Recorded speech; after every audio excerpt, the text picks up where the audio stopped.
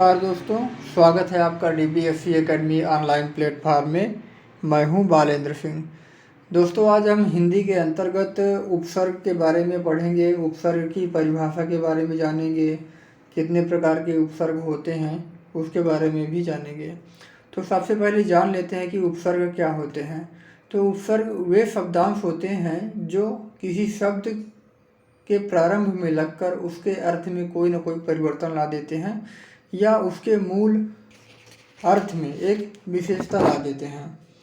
यानी कि अगर आप किसी शब्द में उपसर्ग का प्रयोग करते हैं तो उस शब्द में कुछ न कुछ परिवर्तन आ जाता है। उपसर्ग के कार्य क्या होते हैं, तो यहाँ पे विशेष रूप से 3 कार्य बताए गए हैं उपसर्ग के।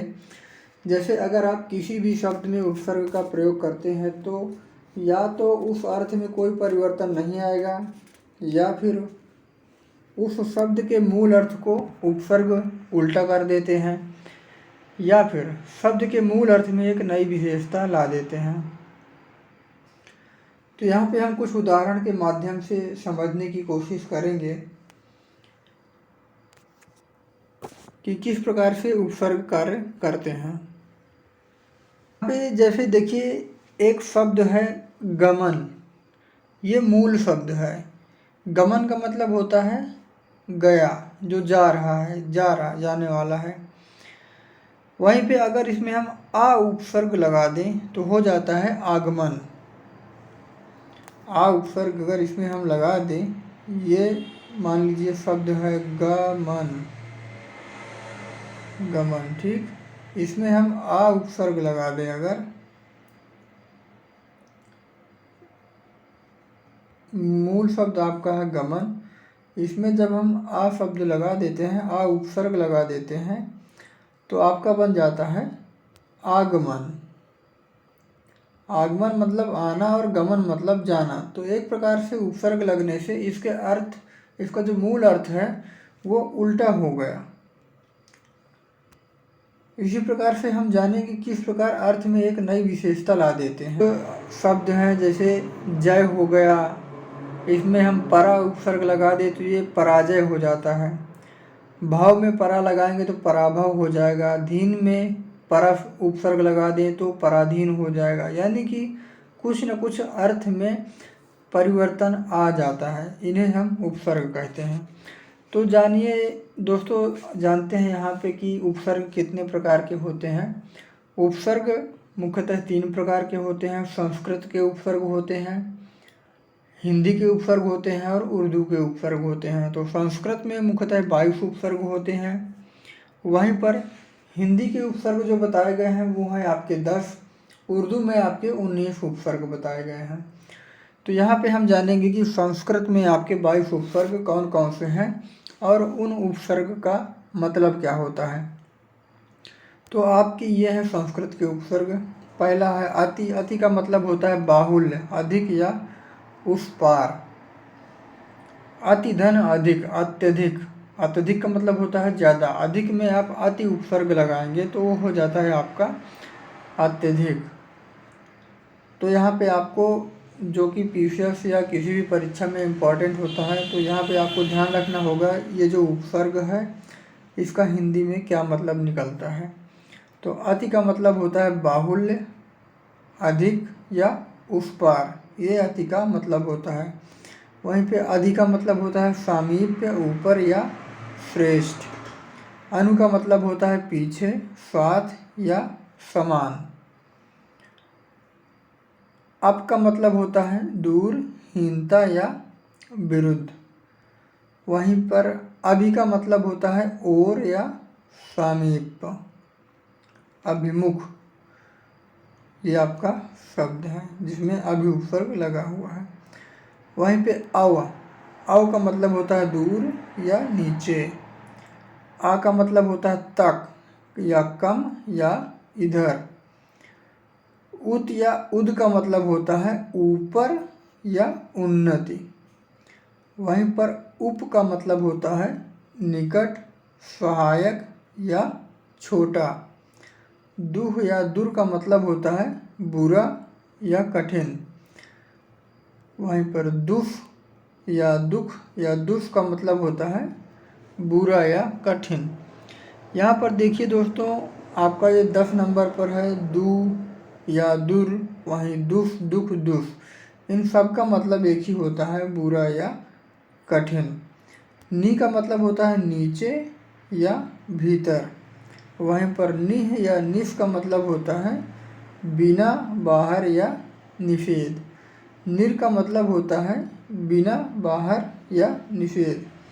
जैसे यहाँ पर आपने देखा था दुह, दूर, दुष, दुख, दुष, इन सब का मतलब होता था बुरा या कठिन। उसी प्रकार से यहाँ आप देख रहे हैं कि निह, निष, निर, इन तीनों का मतलब होता है बिना, बाहर या निषेध। परा का मतलब होता है पीछे या उल्टा। परि का मतलब होता है चारों ओर, परिधि जिसको हम बोलते हैं, परिधि आपका उदाहरण है। प्र का मतलब होता है अधिक या आगे। प्रति का मतलब होता है और, उल्टा, विरोध या प्रत्येक। वहीं पर आपका बी उपसर्ग है, इसका क्या मतलब होता है? बी का मतलब होता है बिना, अलग या विशेषता। सम का मतलब होता है पूर्ण, अच्छी तरह या संयोग। अन का मतलब होता है नहीं या बुरा। सु का मतलब होता है अच्छा, सुंदर या सहज। वह हिंदी में आपके 10 उपसर्ग बताए गए हैं, जो कि हैं आपके आ, अन, अध, ऊन, औ, दु, बिन, नी, भर, कु या का, सु या सा। यहाँ पे आपके हिंदी में 10 उपसर्ग बताए गए हैं। इनका मतलब आप जान लीजिए कि जैसे आ उपसर्ग है, उसका क्या मतलब होता है? आ उपसर्ग का मतलब होता है रोकना या मना करना। उसी प्रकार से अन उपसर्ग का मतलब भी होता है रोकना या मना करना। ऊन, ऊन का मतलब होता है एक, कम। जैसे हम कहते हैं 49, 59, यानी कि 60 में एक कम। वहीं दु का मतलब होता है हीन या बुरा। बिन का मतलब होता है निषेध। कु का मतलब होता है बुरा या हीन। अध का मतलब होता है आधे या अपूर्ण। औ का मतलब होता है मना करना। नी का मतलब होता है अभाव, विशेष या निषेध। भर का मतलब होता है ठीक या पूरा। सु का मतलब होता है श्रेष्ठ, साथ। यहाँ पे एक टिप्पणी दी गई है कि कुछ व्याकरण लेखक जो होते हैं का और सा क्रमशः 9वें और 10वें कु एवं के विकार को अलग मान कुल 12 उपसर्ग बताते हैं, परंतु इन दोनों का अलग उपसर्ग नहीं माना जाना चाहिए, क्योंकि मतलब एक ही होता है, अर्थ एक ही होता है। उर्दू उपसर्ग आपके 19 बताए गए हैं, जिनमें आपका जैसे अल है, इसका मतलब होता है निश्चित। ऐन का मतलब होता है ठीक या पूरा। कम का मतलब होता है थोड़ा या हीन। खुश का मतलब होता है अच्छा या शुभ। गैर का मतलब होता है भिन्न या विरुद्ध। दर का मतलब होता है में। ना का मतलब होता है अभाव। फिल का मतलब होता है में या फी में प्रति। बा का मतलब होता है अनुसार या में या से ओर। बद का मतलब होता है बुरा या अशुभ। बर का मतलब होता है ऊपर या पर। बा का मतलब होता है साथ या अनुसार। बिल का मतलब होता है साथ, से या में। बिला का मतलब होता है बिना। बे का मतलब होता है बिना, यानी कि बिला और बे इसका मतलब एक ही होता है, बिना। ला का मतलब होता है बिना, निषेध या अभाव। सर का मतलब होता है मुख्य या श्रेष्ठ। हम का मतलब होता है संस्कृत सम से लिया गया है हम, साथ या समान। हर का मतलब होता है प्रत्येक। तो उर्दू के जितने भी उपसर्ग हैं वो अरबी फारसी से लिए गए हैं। ये संख्या में लगभग 19 हैं। तो दोस्तों आज हमने हिंदी में उपसर्ग की परिभाषा और उपसर्ग कितने प्रकार के होते हैं और उपसर्ग का मतलब क्या होता है, अर्थ क्या निकलता है, इतना पढ़ा है। आज तक के लिए इतना ही। धन्यवाद।